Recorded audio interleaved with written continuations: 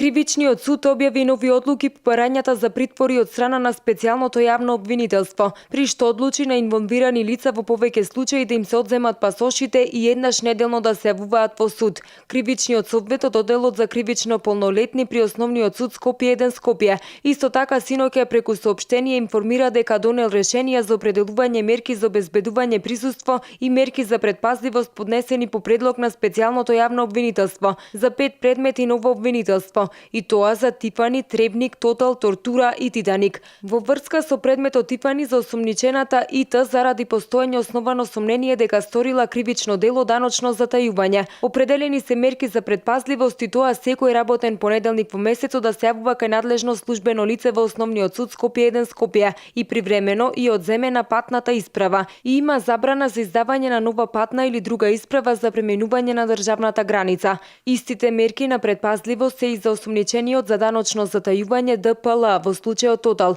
за кого има и дополнителна забрана за преземање на определени работни активности кои се поврзани со кривично дело, за осумничените ЗП и СП во случајот Требник за постоење основано сомнение дека сториле кривично дело бесправно градење и за осумничените ИА осомничен за кривично дело мачење и друго сурово нечовечко или понижувачко постапување и казнување од случајот тортура. За останатите осумничени од овој случај НС, ФА, ПМ, ЈБ и МШ, судот одреди секој работен петок во месецот да се јавуваат на надлежно службено лице во Основниот суд Скопје 1 Скопје. Барањето на специјалното јавно обвинителство за притвор за осумничените ЕА и ИГ, осумничени за кривично дело уништување на изборен материјал, во случајот Титаник е одбиено. Против овие решенија дозволено е права на жалба во рок од 3 дена од приемот на решението преку овој суд до апелациониот суд, се вели во соопштението од Кривичниот суд.